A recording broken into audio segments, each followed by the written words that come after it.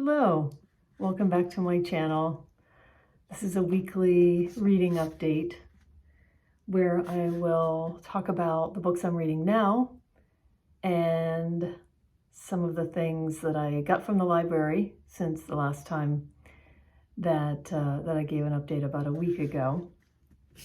So I think I talked about this book last week. This was a book I bought at a used bookstore. It's one of my favorite bookstores in the city, called Amazing Books and Records. And they have a deal, since it's set in the neighborhood of about 4 different colleges. They have a deal where if you buy 3 books, you get the 4th one free. Their used books are not the cheapest books in the world. So it really behooves you to buy 4 books when you're there.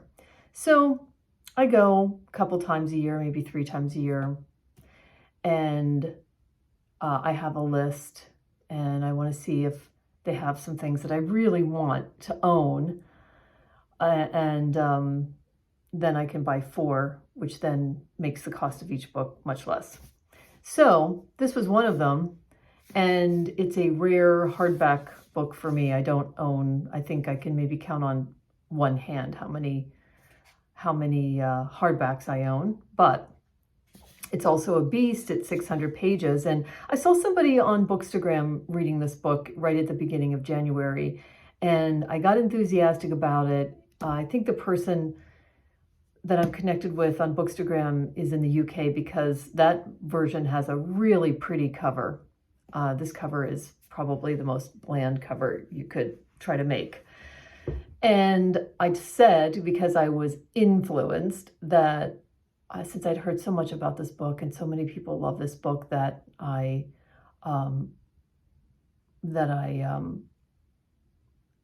align with their tastes. That sentence doesn't make any sense, but you know what I mean. And so I told that person on Bookstagram, whose name I'm forgetting, but when I remember, I will put it down in the show notes, that I would just dip in. I'm just going to dip in, read a couple pages, and if it snags me, then I'll read it, because it is 600 pages. I wasn't really ready or planning on reading a large book yet. I have like one larger book that I know I'd really love to read this year, but it wasn't going to be right now. Other than War and Peace, which I said last week I'm reading, but it's a chapter a day, so that's a whole other deal. So I dipped in, and I've not stopped reading. I'm about a third of the way through. This is a story about Cyril Avery, who is adopted. He and his parents refer to him as adopted, because his father, Charlie, always said that he is certainly not an Avery. So it is hilarious, and it's endearing. I am rooting for Cyril the entire way, and that just keeps growing as Cyril grows up during this book. So it starts in 1945, it goes through his life. It is hilarious. You can see in his writing the scenes playing out. It's character driven for sure. I just want to know what happens with Cyril. He is someone who's discovering, as he's getting older, who he is. This is in Ireland, and it's not okay to be gay at this time. He doesn't really even know what that is. He doesn't know any other gay men or boys. So he's really alone in this, and he's trying to discover whether he's attracted to women. He's literally discovering that as we go through life with him. Oh boy, is it so entertaining. I just love John Boyne's writing in this book. And now, of course, I'm going to be seeking out John Boyne's writing. This was written in 2017, and I just can't recommend it enough. If you love character And of course, it has a plot, linear, I guess. You're not going along with Cyril every month of his life. It's chunked up. So I love that about it. But so you're just dropping into different parts of his life. Character driven, hilarious, but endearing, sometimes sad. This is the book for you, but not overly done, overwrought, not wordy. I'm so glad I'm starting off with a bang first thing, because I lucked out. Okay, from the library, I had finally remembered that I wanted to try this book. I'm very late to the game. The hype is over now, but I saw this. Well, I joined Bookstagram at the end of July, so I guess it was still being talked about. But even joining Bookstagram, I probably missed the hype, or it was just at the end of it. So this is a book by Joshua Cohen, who I don't know as an author. It's called The Netanyahus, which is interesting because we know Benjamin Netanyahu. I don't know anything about Benjamin Netanyahu as a leader. So, why is it called The Netanyahus? And it's, by the picture, you could assume it's set in the 50s or 60s. So I will read a little bit of the back of this because it really does a good job of setting up what this is. I just dropped into this book. I didn't read the blurb. I had no idea what it was about, which is often what I do.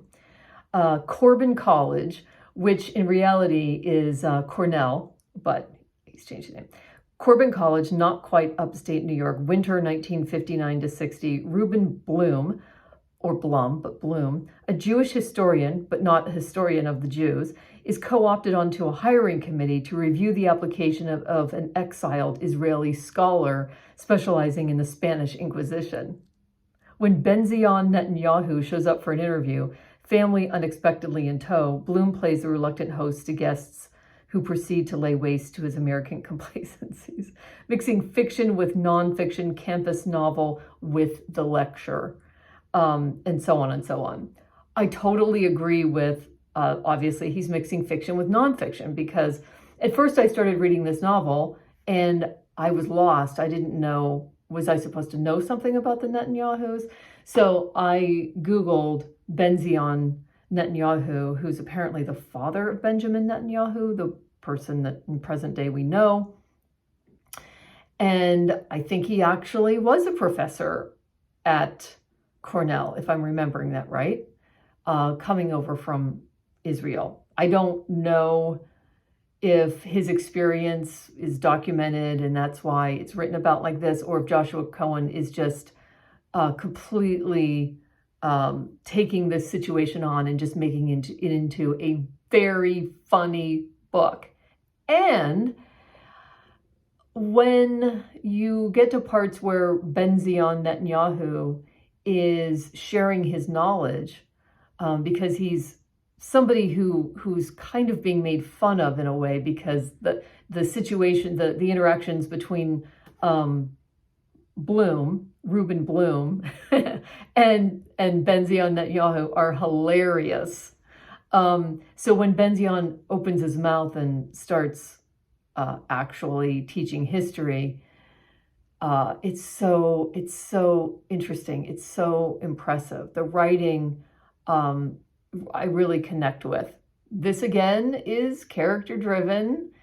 And I guess I just like in my movies, I don't really need a plot-driven book, although there will be books that I'm sure I'll talk about that are very plot-driven, and that's what I love about them. So, but highly recommend this. I'm so glad I stuck in there. I'm almost done. I really want to get this done tonight, actually. So, yeah. Really, really happy that I got that. So, also a library hold from when I went to pick up books this weekend is this book, which the American cover, or this cover, is totally different than other covers. This is in Delicacy by Amina Kane. The cover that I've seen is this woman like leaning her forehead against a wall or something. Or no, that's Sorrow and Bliss. But it's a woman on the cover. But this is ruminating. This is thoughts on a page. Talk about no plot. The character is a cleaning woman at an art museum. But you get from her musings that she would really rather be writing. That's all I know because I'm only a few pages in, but I can tell from some of the description, which I read after I started, which is very like me. It says that this book is it takes you to a strangely ageless world, somewhere between Emily Dickinson and David Lynch. I don't know. This is her debut novel. That's something I normally don't do. I'm not usually reading debut novels, but I will by accident if there's something about it that just somehow I just feel like I have to try this book. So yeah, I'm only a few pages in, so more on that later, but it feels like it's short, which is fantastic. Okay, what else do I have here? I was happy to get this Shirley Hazard biography, or is it an autobiography? No, it's a biography, A Writing Life, but I started reading it. It's by Bridget Olibus. It's an authorized biography. But it's way too long. I would have never guessed it's this long. I'm sure I read about it in the New York Times. Someday I'll read it, but I'll come back to it, get it out of the library again. It's just too long for me. And let me get my other ones here. Okay. I started reading Sorrow and Bliss along with the Netanyahus. I really love the writing here. Meg Mason, I think this is her debut novel. I heard an interview through Daisy Buchanan's podcast. What's it called? Anyway, she calls herself a book inspector, and I love it, and I will list it below. But so I loved the interview with Meg Mason, but it's an interview really about books and the books that she's loved through her life and things like that. That's how Daisy Buchanan does these interviews. So I was glad to finally get my hands on this and read it. I think if I had more time, I would enjoy it. But there's so many books, and I just have to eliminate it. So really nothing about it that I didn't like. It's just that with all these other ones and things on the way, I just had to eliminate something. So, it's only so much time. The Corner That Held Them is a well-known book written by Sylvia Townsend Warner. And some people, this is like a Marmite book. I feel like some people either say, no, I don't like it. And others say, like, I really like it.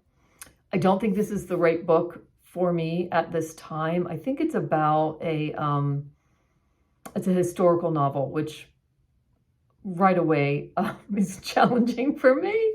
But I got a little carried away, and I just thought maybe I'd read it, but I've decided no, not now. I'm returning that. And then I got, and I don't remember why, but I suspect it was from the New York Times, I got The Wall by Marlon Haushofer. I started reading this. I also just heard CJ from CJ Reads, a booktuber who I've just discovered. I just heard her talking about it, that she read it, and that was after I started reading it, so that was pretty cool. I kind of remembered reading about it in the New York Times, and then by the time I get the book, I don't remember why I ordered it from the library, so I just start reading it. I don't read the description of the book. I just start reading it, and then later I go back and I read the blurb. That's just how I like to do things. I also don't read introductions to books until I've read the book, because I've had situations where introductions just give too much away. But I'm just a few pages in, so I've already read the blurb because I've already started it. And this is about a, first of all, yeah, Austrian, so it's translated. This is about a woman who was vacationing in a hunting lodge in the mountains, and she awakens one morning to find herself separated from the rest of the world by an invisible wall. Right away, like dystopian, I wouldn't like that kind of book. But I think I'm going to like this because I don't think it really is about the invisible wall. It's about her being walled off. And what does that mean? Now she's a survivalist. So that's what I'm going to like about this book. I like diary. I don't like something to be too crazy in terms of sci-fi or magic realism or dystopian. So I don't know, but I'm definitely going to keep this one and give it a go. So that's all I have from the library and from what I'm reading right now. I pick up a crazy amount of books that have all come in at once at the library. Some of the people at the library front desk know me as somebody who has a lot of books on hold, and I bring the big book bag. So we'll see. I can't wait to, I mean, it's too many. So I don't know. I'm going to have to call the pile and decide which ones that maybe I will return and just get out at another time. But it will give me a chance to dip into a bunch of things. It's like a kid in a candy store. Oh, there's one other one that I actually got in the mail. I actually ordered a book, which is so rare for me, meaning bought a book. Very rare. I just got this today. Yeah. It's Clarisse with Specter. This is a Bookstagram made me do it book if I ever had one. So I didn't know until I joined Bookstagram I didn't know who Clarisse Lispector was. I've never heard of her, but I saw these beautiful covers of this short story book and then of her standalone novels like Aquaviva. So before I ordered, I mean, I didn't even ever think I was going to order the book, but my library doesn't have it. So I was never going to get my hands on it. So I looked for a used copy on eBay, and this is what I found. So I got it for a steal. Then before I ordered it though, I did my homework and I looked up on the Backlisted podcast if they'd ever talked about Clarisse Lispector, and of course they have. And I listened to the episode on Clarisse where they talk about Aquaviva, and that's what hooked me. I had to read these stories. So great investment because there's a ton of short stories in here. There's a big introduction by someone who you will probably know, but I won't. I think it tells you who that person is. Oh yeah, Benjamin Moser. I'm sure he's a famous author and I don't know him. But yeah, is she... it's translated from, oh yeah, Portuguese. Yeah, hypnotic, transportive, really sensual, daring, before her time. I think New York Times has, I feel like they've had an article on her recently. But anyway, if I find that, I will put the link in the show notes. But anyway, so this is a book that I will just have and read throughout the years, whatever, like that. So I'll certainly touch base on it as I go along after I read a few. I've already read one at lunchtime. But after I have a few under my belt, I will give you a sense of my experience. So thanks for joining me. Thanks for sticking in there with me. I would love to hear anyone's experience with the Heart's Invisible Furies and the Netanyahus, with no spoilers, obviously, or details about things that are happening, which is what a spoiler is, or in Delicacy or The Wall, but certainly these two I haven't even begun reading yet. So, and also Clarisse Specter. Let me know what your experience have been, or if you have any similar books that you would recommend. And I'll see you next time. Thanks for joining me.